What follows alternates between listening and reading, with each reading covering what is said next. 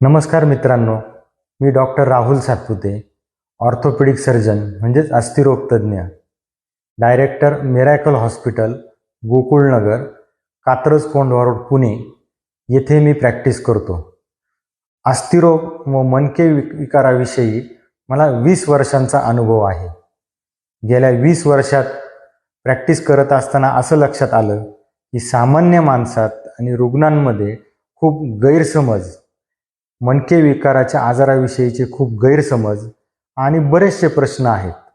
Patient तपासत असताना गर्दीच्या वेळेस प्रत्येक गोष्टीचं उत्तर, प्रत्येक गोष्टीचं व्यवस्थितपणे समजून सांगणं गर्दी असल्यामुळं होत नाही.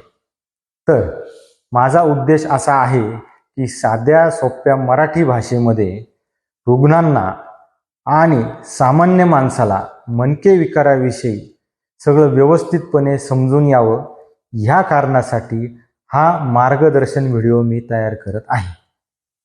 तर आता हा पहिला भाग आहे. ह्या पहिल्या भागामध्ये आपण मणके विकार, त्यातील स्लिप डिस्क, मणक्यातली गादी सरकणे, सायाटिका ह्याविषयी आपण समजून घेऊ.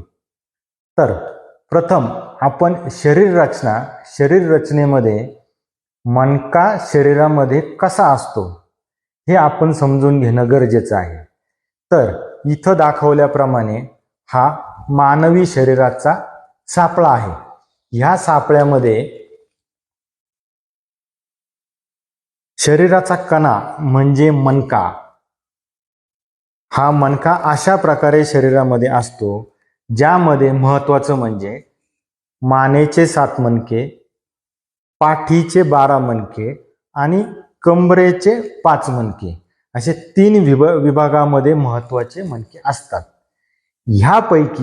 ह्या मणक्यांपैकी सगळ्यात जास्त गादी सरकणे किंवा स्लिप डिस्क होणे हा प्रकार मानेच्या 3, 4, 5 आणि 6, जो मणक्याचा भाग सर्वाधिक हलतो, मान हलते, आपण हलतो, डोकं हलवलं जातं, त्या दरम्यान सगळ्यात जास्त हालचाल ही 4, 5 आणि 6 नंबरच्या मानेच्या मणक्यामध्ये होते. तशाच प्रकारे कंबरेच्या ज्या 5 मणक्या आहेत त्याच्या प्रकारे त्यामध्ये सगळ्यात जास्त हालचाल ही 4 नंबर, 5 नंबर आणि 3 नंबरच्या मणक्यामध्ये होते. ह्या सापळ्यामध्ये दिसत असल्याप्रमाणे डिस्क कुठं असते शरीरामध्ये, तर डिस्क ही जी काळ्या रेषा मारलेली जागा आहे, 2 मणक्यांच्या मध्ये ही डिस्क असते. ही डिस्क अशी असते. तर आपल्या शरीरातली ही डिस्क शरीरामध्ये कुशनचं काम करते. आता आपण नेमकं समजून घेऊ ही डिस्क म्हणजे काय, ही डिस्क कशा प्रकारे असते. तर आता ह्या सापळ्यामध्ये मी दाखवल्याप्रमाणे 2 मणक्यांच्या मध्ये ही गादी किंवा डिस्क असते, बरोबर. तर आता मणके 2 आपले असे असतात. ह्या मॉडेलमध्ये दाखवल्याप्रमाणे हे 2 मणके आहेत. ह्या 2 मणक्यांच्या मध्ये ह्या लाल रंगाचा जो भाग आहे ही डिस्क आहे, ज्याला मराठीमध्ये सगळेजण गादी म्हणतात. हे कुशनचं काम करते. आता इथे दाखवल्याप्रमाणे हे असं कुशनचं काम करते. दिसतंय तुम्हाला व्यवस्थित?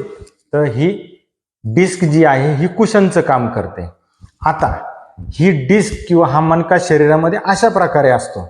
आता माझ्या शरीरामध्ये हा मणका अशा प्रकारे आहे. ही बॉडी जी असते ती पुढं असते. मणक्याची डिस्क ही दोन्हींच्या मध्ये असतं, ही मागील हाडं असतात. तर आता डिस्क कशा प्रकारे असते आपण बघितलंय.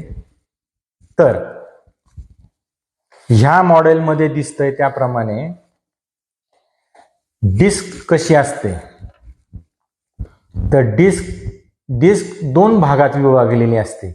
एक बाहेरचा भाग, ज्याला टेक्निकली मेडिकल टर्म्समध्ये ॲन्युलस फायब्रोसिस म्हणतात, आणि मधला जो भाग आहे जेल सारखा असतो त्याला न्यूक्लियस पल्पोसस असं म्हणतात.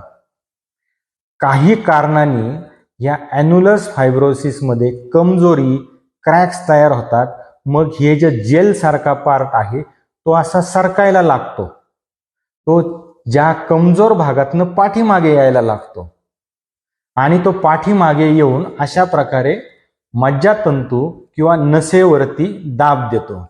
आता जेव्हा ही डिस्क अशा प्रकारे, हे बघा इथे बघा तुम्ही, ही डिस्क अशी फुगून जेव्हा बाहेर येते तेव्हा या बाहेर आलेल्या भागाला सूज येते.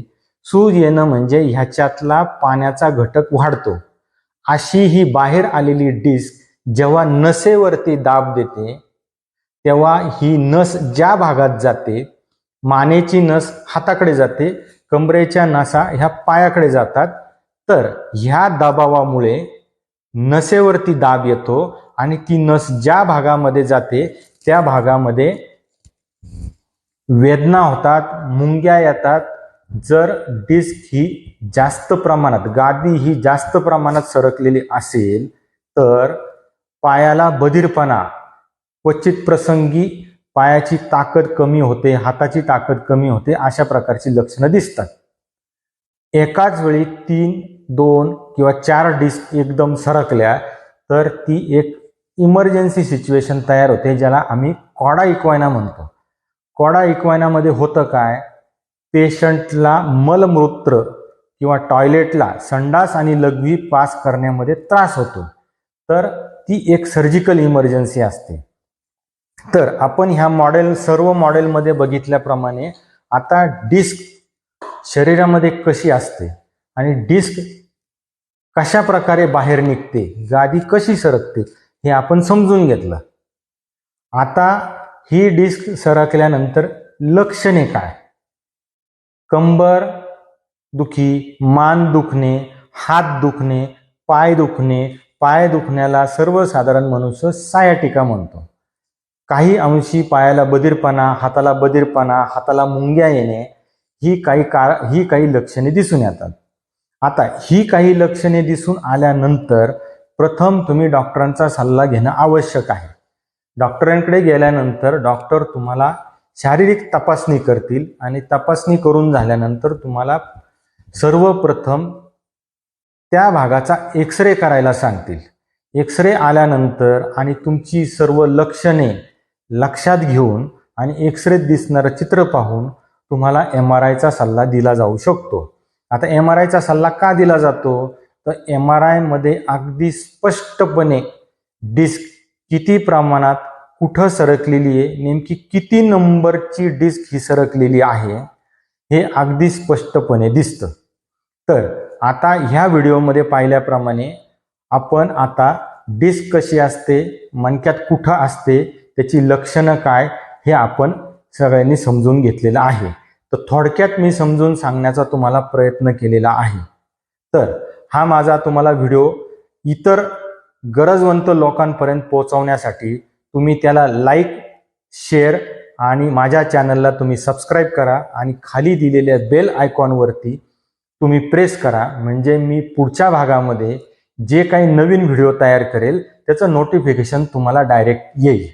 तर आपण पुढील भागामध्ये आपण उपचार पद्धती समजून घेऊया. तुर्तास हा व्हिडिओ इतकाच राहील. नमस्कार.